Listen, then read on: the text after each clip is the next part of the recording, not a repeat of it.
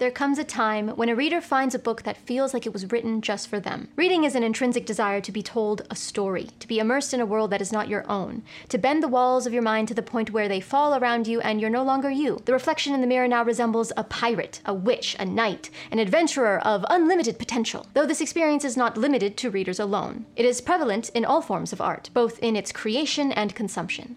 Actors, arguably, may have the most immersive experience of them all. They fall in step with these characters and bring them to life. The practice of play acting has been around for literal centuries, the need for story surpassing that by thousands of years. Now, I may be a little overdramatic with this introduction, but that's the point of today's video. Drama.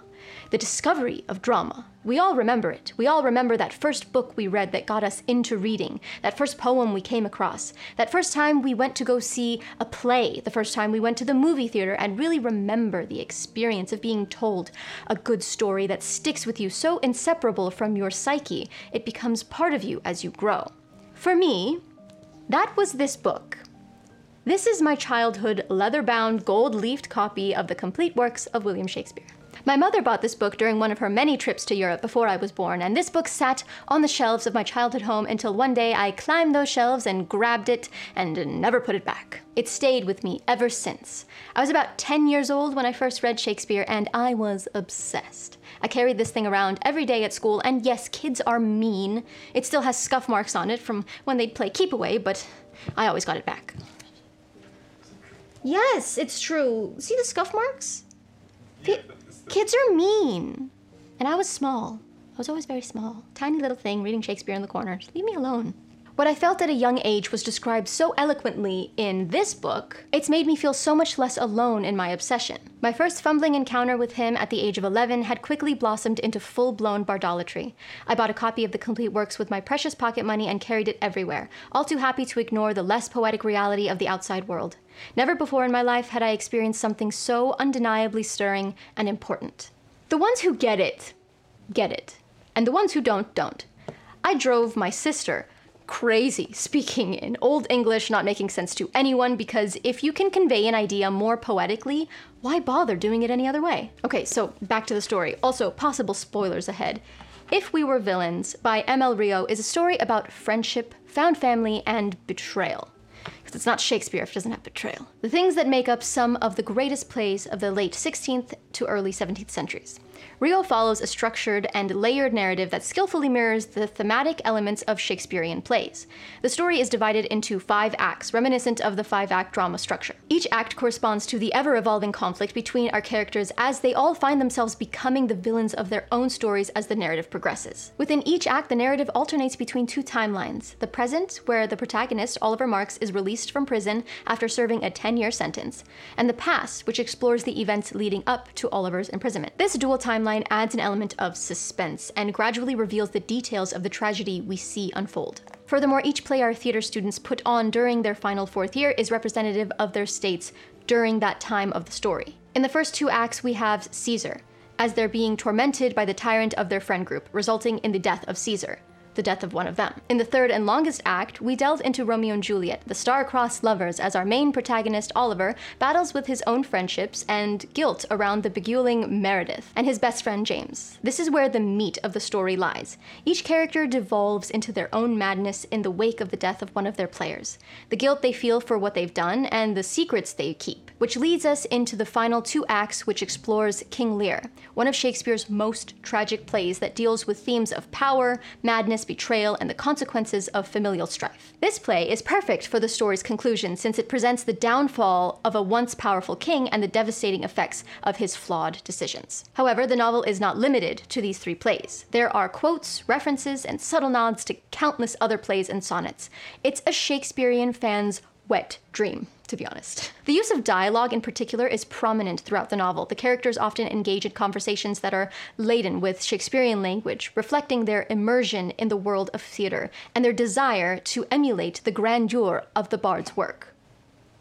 The dialogue serves as a means of expression, revealing the characters' motivations, relationships, and conflicts. And I enjoyed every single page. Overall, the structure of the novel pays homage to Shakespeare's plays, both in terms of thematic elements explored and its narrative structure. This was a rich, decadent, immersive experience, capturing the essence of drama and tragedy while weaving characters filled with suspense and so much angst. It was dramatic without seeming melodramatic, you know?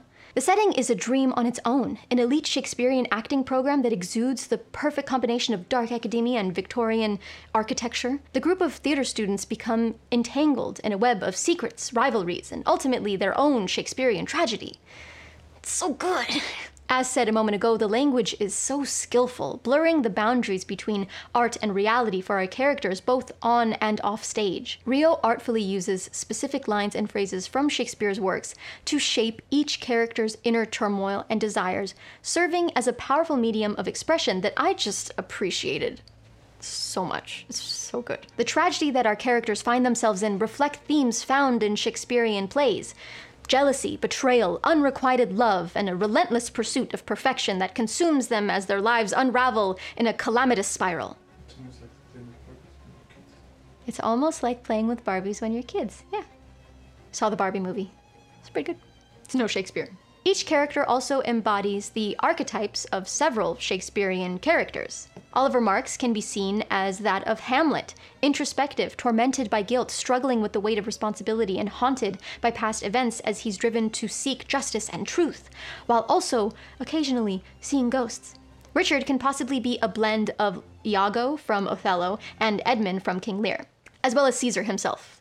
Duh. He's cunning, manipulative, and driven above all by ambition, violence and power being his two main weapons. James represents loyalty and self-sacrifice, perhaps like that of Horatio from Hamlet. He is Oliver's closest friend and confidant. He is the voice of reason and remains steadfast in his support, despite when we find the knife twisted in the end, too deep to simply call a flesh wound. Haha. Meredith, my personal favorite, is without doubt Lady Macbeth, ambitious and ruthless, though perhaps Cordelia from King Lear, with some vulnerability, kindness, loyalty, and beauty. When Oliver tells her she looks beautiful, she replies with, "I know," and he says, "Good, I'm just making sure." Which I thought was just so cute. The confidence, without seemingly over-conceited, it's unmatched, and I love her so much. She was my favorite character. Wren represents passion and tragedy, reminding me of Ophelia from Hamlet. Deeply emotional, her fate intertwines with the unfolding tragedy, becoming the catalyst for further turmoil. Then there's Philippa, lovingly called Pip, a supporting character but with main character energy. I saw her as Viola from Twelfth Night. Both characters display resilience and resourcefulness, adapting to new and troubling situations. And last, we have Alex. I saw Alex as Mercutio from Romeo and Juliet. He quickly becomes the next villain after Richard's demise, using substances as an excuse. Though all characters find themselves falling into the role of villain throughout the story, I felt Alex fell the hardest before the truth was revealed. Mercutio plays a pivotal role in instigating the feud between the Montagues and Capulets. Similarly, Alex's actions and words often contribute to the escalating tension within the group. And spoiler alert, spoilers. His overdose, paralleled with Mercutio's untimely death, would have been perfect if he actually died, but I'm glad he didn't. Just saying. And those are just our main ensemble. There are other characters such as Oliver's family, Meredith's brother, the teachers, the detective, who all also embody certain archetypes, but I'm afraid if I keep going, I'll just never stop. There's so much to appreciate from cover to cover, so much to unpack and dissect between the pages. If you are an obsessor of everything Shakespeare, this book is a 5-star treat. Some will think it pretentious, but you know what? Those people are not the ones who get it. Pretentiousness is akin to that of beauty in that it lies within the eye of the beholder. It's subjective, and when paired with a subject such as this, is there really any other way the story can be told other than with grandiosity? Is that a word? I think not, good sir. If you know any other novels with the same vibe as this one, please, I beg you, tell me. Though I'm not sure if the feeling of reading this for the first time can be reproduced. The Night Circus is my top book of all time, but this is a close second. By far the best book I've read this year. And I know what loving these books says about me, and guess what? I don't care. I love what I love. I value the way something is written just as much as what it's written about. And growing up loving Shakespeare, you can say that the way a line is delivered is far more important than the subtext, I think. Romeo could have easily said, "She's pretty, I wish I could touch her." But instead he says, "Oh, if I were a glove upon that hand that I may touch that cheek." You see how that's different? How it's better? Or when Horatio says, "Good night, sweet prince, and flights of angels sing thee to thy rest." Or the infamous "Peace, ho!" from Act 5, Scene 4 of As You Like It. These are endless examples of the bard's words and how they can be implemented to express a multitude of human emotions and circumstances. But that's just not the world we live in today, which is why those who obsess will find solace in books such as this.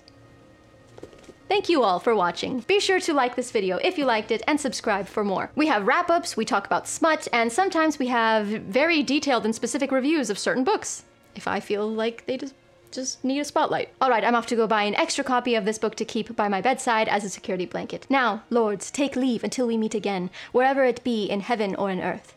See, that's my fancy way of saying stay lost, keep reading. Adieu, and scene.